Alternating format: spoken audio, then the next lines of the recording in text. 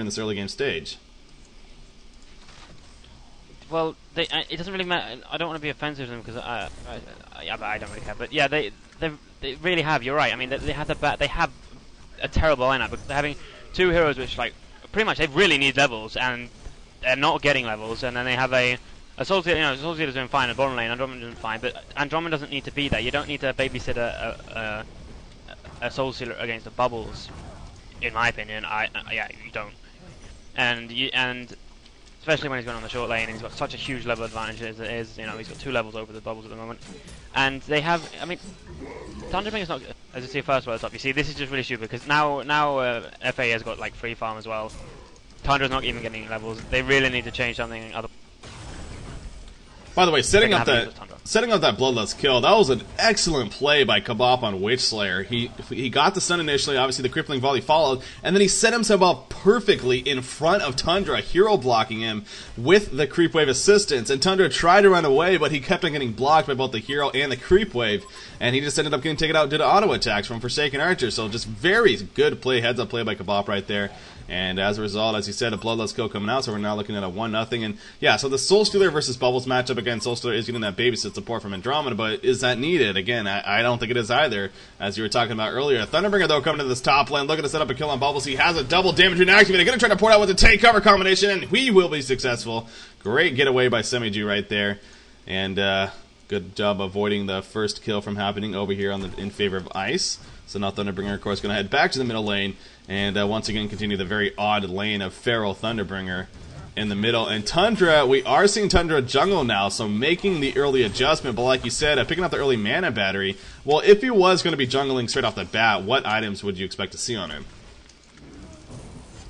You get a Iron Buckler, and I don't know what the item's called, but it gives you 2. Check it quickly. Guardian Ring. Guardian Ring, armor, yeah, and then you try and pick up then you try to pick up a Ring of the Teacher as soon as possible, and then just some regeneration. And you can actually pull that middle, you know, that spawn we just saying get him getting low at. You can actually pull that spawn to the mid lane and pull those creeps, and then you pretty much just pull. He could easily pull the creeps at this bottom lane because Andromeda's obviously got some sentries and it's not even blocked. I think that is banned, you can pretty much actually, use your axes to take in out this 3 tournament. camps. No, it's not. It's it not? is. Oh, I remember a team doing it recently, and I don't know if it was this event or some event, and that one team pointed out that it was banned, and they said, "Oh, sorry," and life moved on. I don't know if it was this event because the tournaments I've checked it out on, I mean, I check it out on every tournament to make sure I don't want to break rules, to make sure it is banned. And all tournaments we've ever played and not stated anything about not being able to pull the mid lane. So okay, maybe it isn't. You know, if you can do it, I mean, I don't know if it's like a gentleman's rule like some teams have, but. I don't know. I don't mind doing it considering I think I don't know, but yeah, whatever. And you can also pull. You can use your axes to take out the triangle spawns. You know where Andromeda's pulling them right now. You can use your axes to take out 3 camps just by using 1 axis, which is if you know how to do it, it's pretty cool. Well, so Enzo, he's pretty much resorted to jungling as we were talking about. So the top lane clearly was not working out for him whatsoever. So it is unfortunate that he delayed this. If he was doing this from the very beginning, he would actually be in a much better situation, obviously. But he is recovering nicely, and he's going to be level 4 very shortly. So it is the best opportunity for him. In the meantime, though, I mean, what this is doing, obviously, is Magic's right now on Forsaken Archer. He's getting free farm. There's absolutely nothing stopping him at this point. He's pushing the tower up. He just uses his ultimate right there. He's going to drop the tower, maybe even get a tower kill right here. If he plays his cards right, it's going to drop to half-life at least, so he's going to fall back. But if there's no defense set up on this next creep push, he will get a tower kill.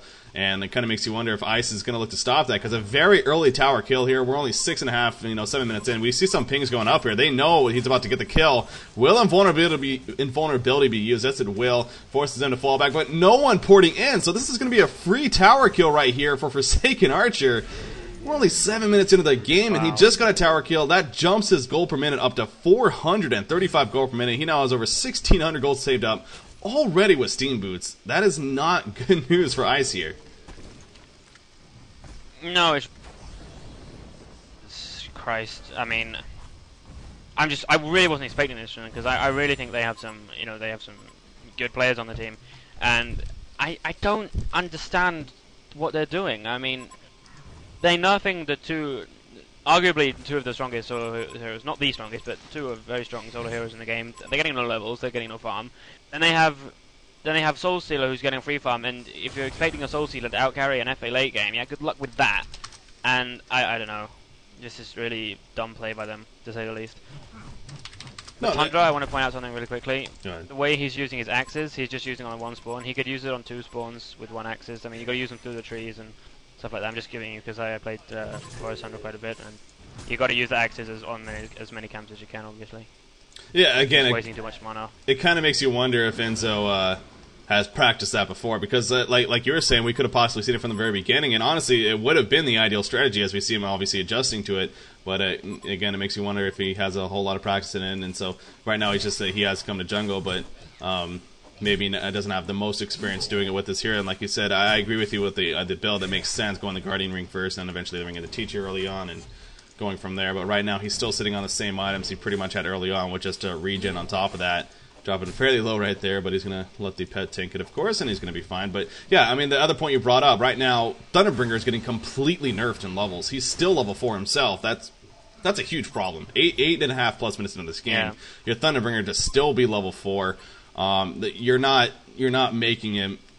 He's not going to be effective in this early game as well. He's going to be somewhat effective, of course, but not nearly as effective as clearly he could have been. So yeah, no doubt Ice with their pickups from the very beginning, they were kind of strange for both of us, and we are seeing here it's ultimately may not have been the best decision, but it is still very early on in the game, and by all means, changes can happen. But a very positive sign for Ice at this point is this Soul Stealer. He has been getting a very good farm here at this bottom lane as well, and he's actually up to 340 gold per minute right now with his Steam Boots finished. But look at this again. Forsaken Archer now pushing the secondary tower. They have to react to this. There's no way they're going to let this happen. And Vulnerability is not off cooldown though. No one porting over here. No one heading over here. This is unbelievable. Are they really going to allow her to get another tower kill? She has her ultimate. Yeah, she's going to use it right there to clean up the creep wave real quickly.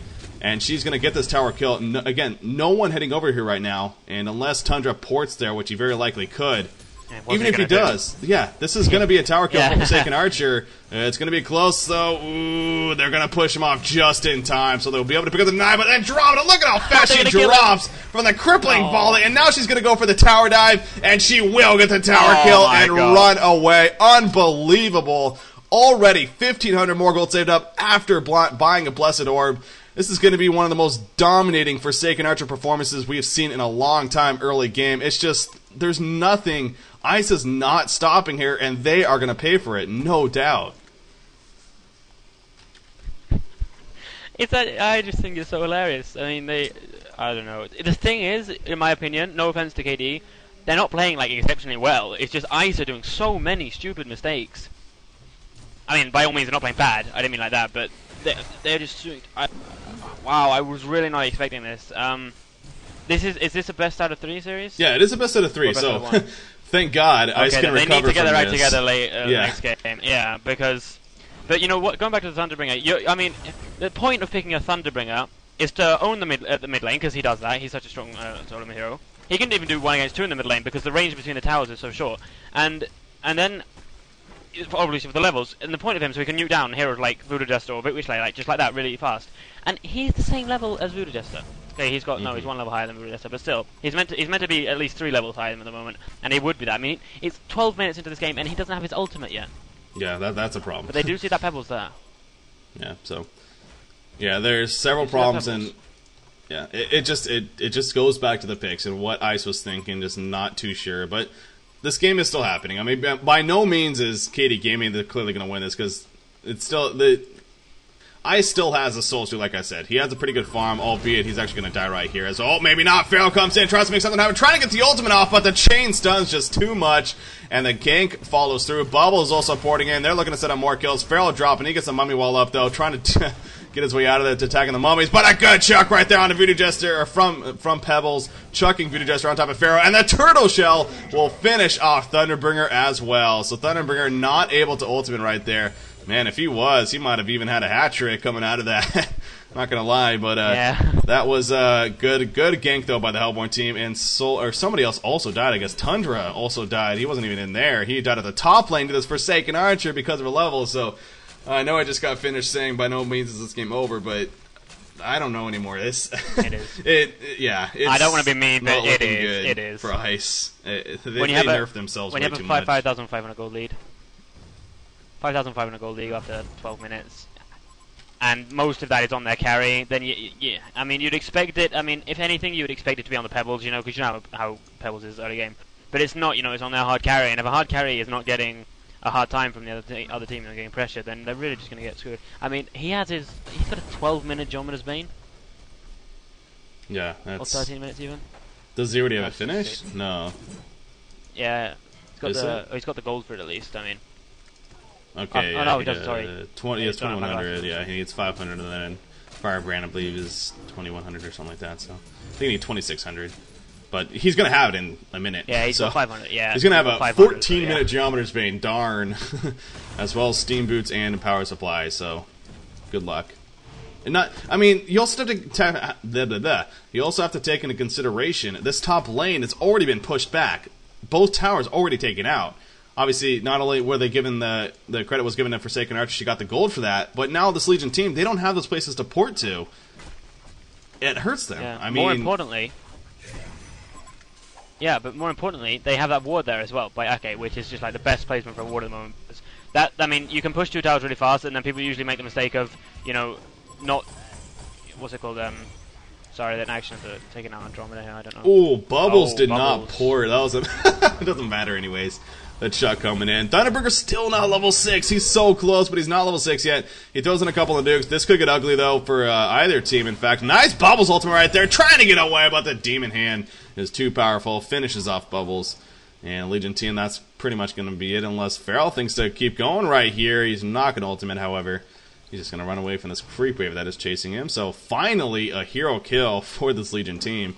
We're now 14.5 minutes in, so Ice picking up there first. You see a Blast and Lightning nuke right there on Pebbles. He wanted that in Viz, but Pebbles took it. I keep saying Pebbles. Pebbles took it. Yeah, what I was going to say about the ward. Oh, is it gone already? Wow, I've yeah. placed that before. But what I was going to say was the fact that, you know, people make the mistake of pushing those 2 towers on their short lane, and then they have no vision over it. And that's a big mistake. You know, they have nowhere to port, but they still have no vision over it. So, and they need to place a ward there. So, I'm expecting Arcade to get another ward there fast. And I'm also expecting actually Ice to get some wards there, so they can actually get a farm. You know, when it's really pushed to their base, they can get a farm without being the fate of getting ganked, and that could still be a good sign for the Soul Stealer. Yeah. By all means, Soul Stealer is getting a decent farm. Yeah, again, that is the one, you know, kind of underlying theme. That's where I'm sitting here saying that this game isn't over. I mean, Legion team, they do have some powerful heroes, by all means. I mean, they're getting nerfed, yes, in Tundra and Thunderbringer especially.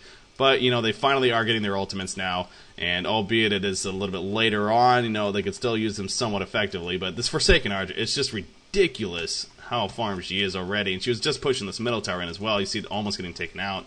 And the very next creep wave could very likely do that, albeit 3 players here. But look at the gank being set up at the bottom lane in the meantime. As Voodoo Jester looks like the Acid Cocktail already hitting. In fact, Hellborn players are the ones running out of there rather than going in, so interesting there. As Bubbles is also landing up, so... A cocktail in midair, it's pretty funny. Is it in midair? I don't see it. I just seem stunned. It's to the right, of the Feral. Oh, yeah, it's bouncing in the creep wave. Okay. Yeah, you're right. That's funny. That's a long bounce right there. Arcade's doing actually a really good job of warding, by the way. As you hear my brother telling his teammates to go back, but yeah, they're actually doing. He's doing a good job of warding, making sure they're at the right place at the right time, which is obviously crucial considering they have a Pebbles and a Witchland and Bubbles. But you know, by means he's still doing it good, doing it well. So. Yeah. Just looked over at IRC while we're in this pause, and people exploding. I guess he just got the second tower kill, and also got the kill on Andromeda. Yeah, that was ridiculous. Yeah, I don't want to say it seems like I've been getting disappointed lately a lot. All these like hyped up matches, anticipated matchups, and all of a sudden you get into it and it's like it's almost turning into one side. I mean, we had that unfortunately with the series earlier with TSOG versus SK. We're pretty one-sided there, and now despite going into it thinking it was going to be a good matchup, right now this is looking like one-sided in favor of KD Gaming at this point, and all the fault to Ice.